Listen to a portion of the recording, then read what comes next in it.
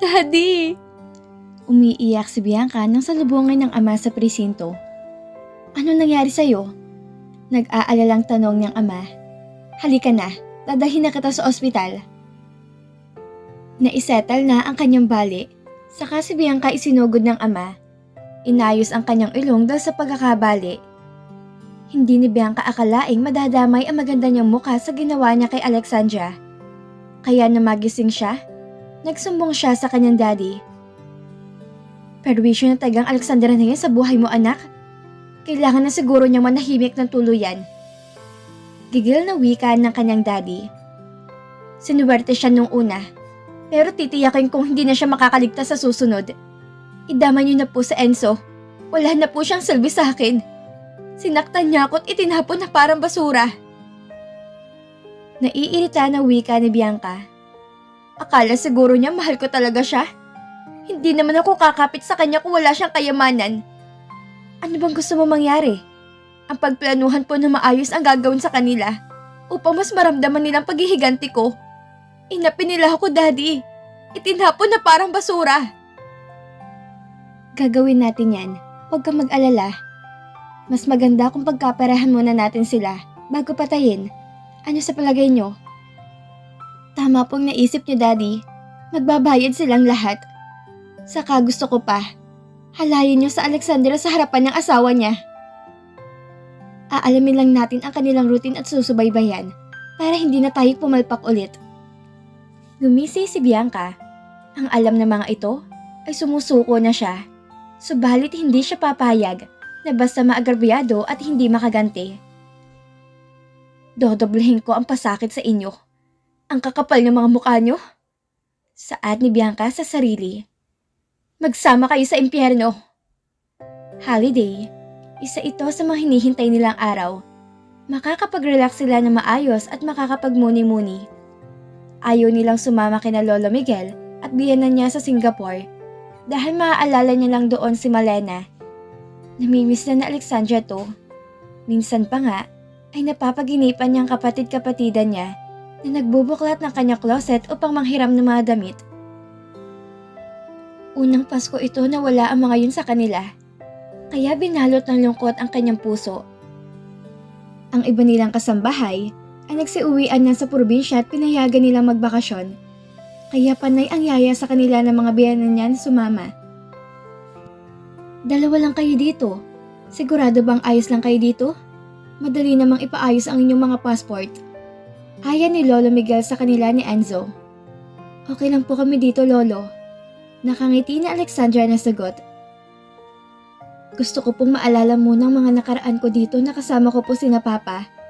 Hindi ko pa po kayang pumunta na sa Singapore kung saan naroroon ang alaala ni Milena sa akin. Parang hindi ko pa po kayang tanggapin na ngayong Pasko. Hindi ko sila makakasama. Naiintindihan ka naman namin. Alam namin ang nararamdaman mo. Hindi ka namin pipilitin. At sigurado naman ako na sasang-ayon sa iyong asawa mo. Nakangiting sagot ni Lolo Miguel. Siyempre, Lolo, siya ang boss. Ako ang tagasunod lamang. Tatawa-tawa naman si Enzo. Gusto mo lang atang masolo sa Alexandra? Biro ni Telma. Kung wala nga lang kaming aasikasuhin sa Singapore, hindi kami aalis para magkasama-sama tayo dito. Deserve niyo naman po magpahinga. Kailangan din po ni Lolo na ma-relax kahit trabahong ipupunta niyo doon. Sagot ni Enzo sa ina. Maganda rin naman na may tao dito. Ngayon pang nag-alisan muna mga kasambahay. Nag-asikaso muna ng mga dadalhin ang mga biyanan niya. Sila naman ni Enzo ang nag-aayos ng kusina. Naguhugas si Alexandra ng mga plato, samantalang si Enzo ay nagpupunas ng lamesa at bar counter.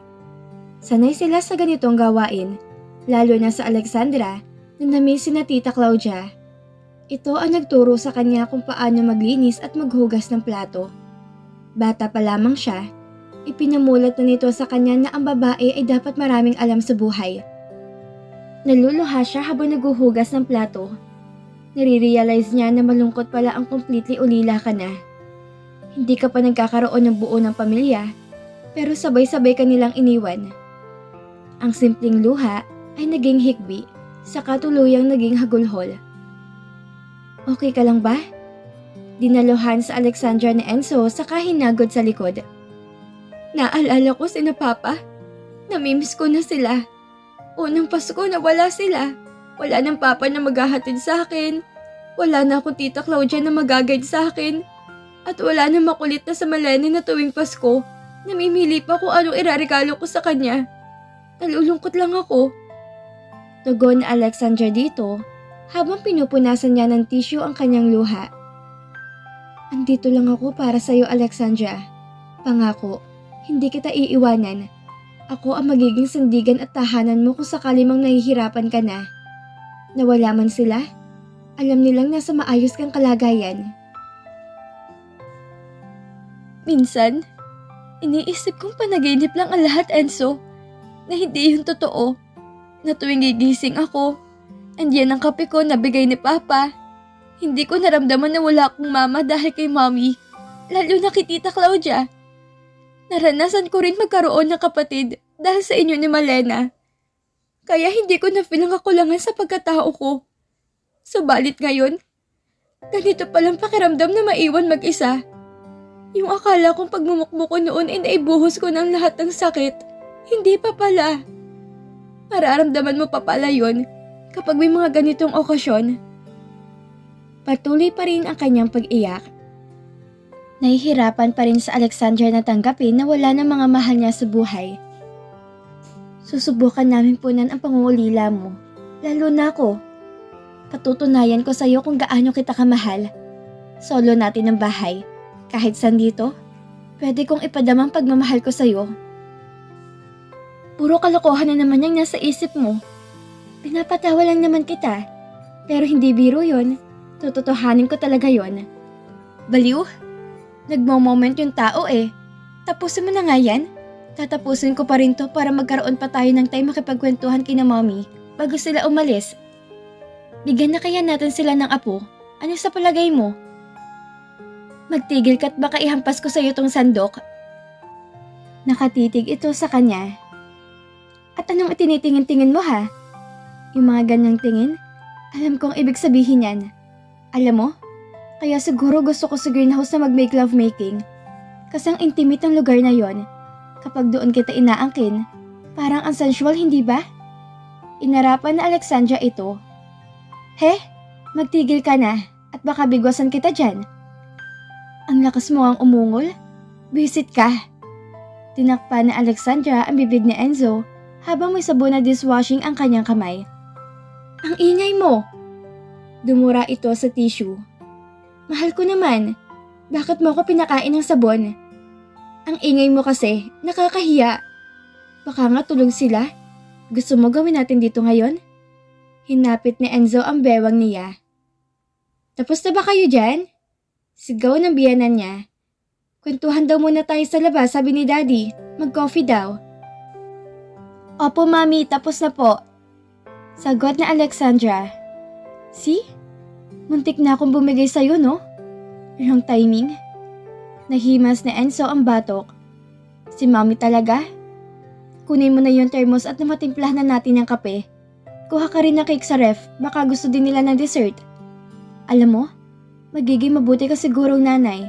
Paano mo naman nasabi? Maasikaso ka kasi. Matagal na akong maasikaso, bulag ka lang.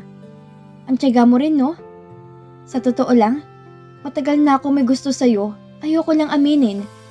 Sa tuwing malalaman ko merong ibang may crush sa'yo, naiinis ako. Ang sabihin mo, mahilig ka sa mga nakasexy outfit na kulang na lang, labas lahat.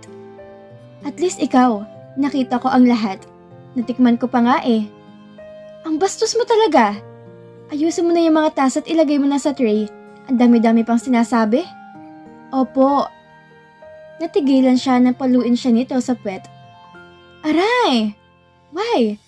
Sabi mo masarap kahit masakit. Gago ka? During sexy time lang yon. Baliw? Humanda ka pag alis nila. Magdamag kitang, nanggigigil na ako sa'yo. Ang hilig mo, honey, sa'yo lang. Masarap pala kapag mahal mo talaga. Walang pananawang nagaganap.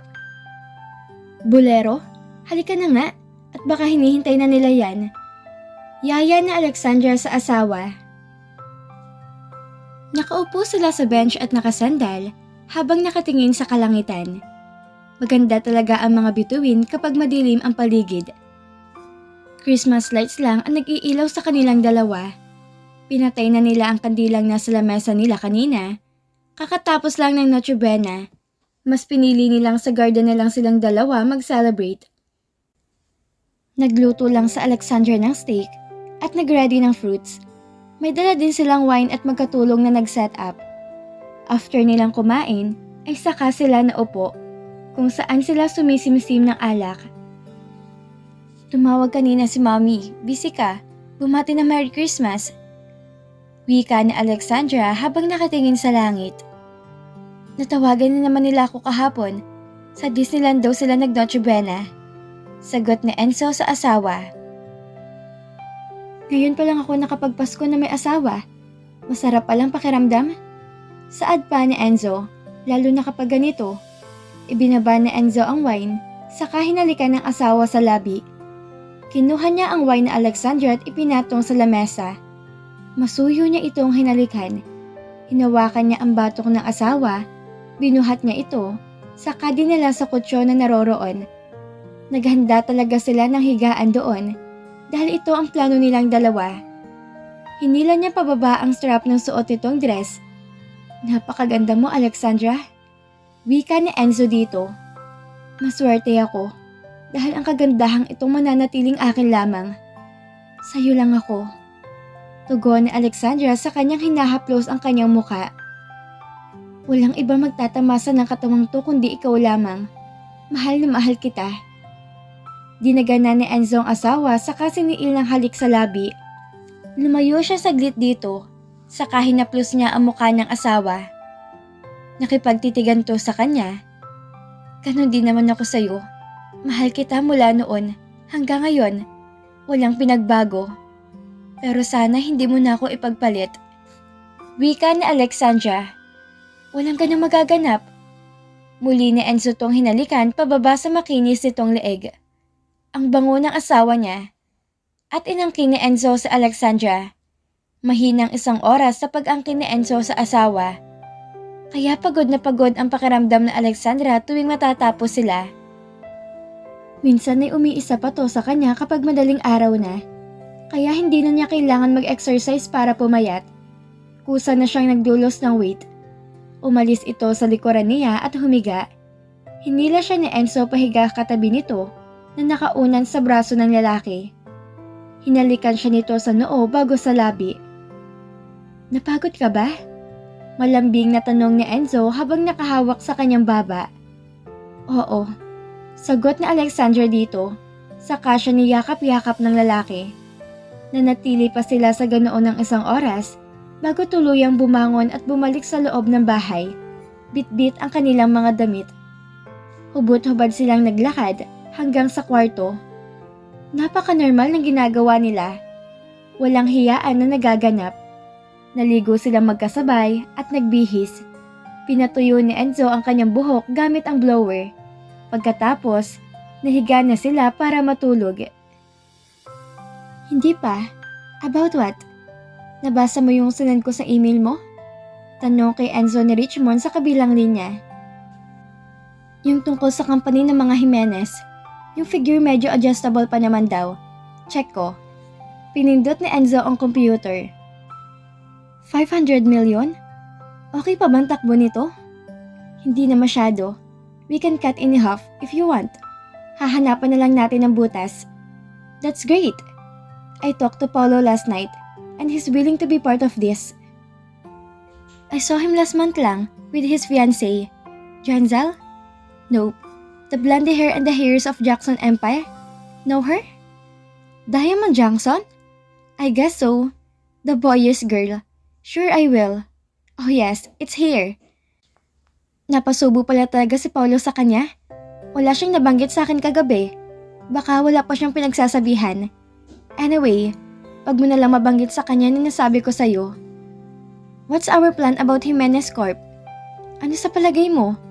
Malaki ang potensyal ng business nila. Nagkataon lang na mali ang klase ng pagpapalakad ni Tito.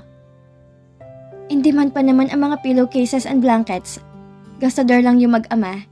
Tapos ang ina ni Bianca, hindi matagpuan kung nasaan. Sabi ni Bianca sumama daw sa ibang lalaki. May hint ang mga kamag-anak ni tita na pinatay siya ni tito kasi hinihiwalayan na siya. May iba na kasing mahal si tita. Kokontak na nga ng NBI ang family niya. Matagal-tagal na rin kasi yun. Pwede bang paimbestigahan din yung tungkol sa pagkakarip kay Bianca? Bakit?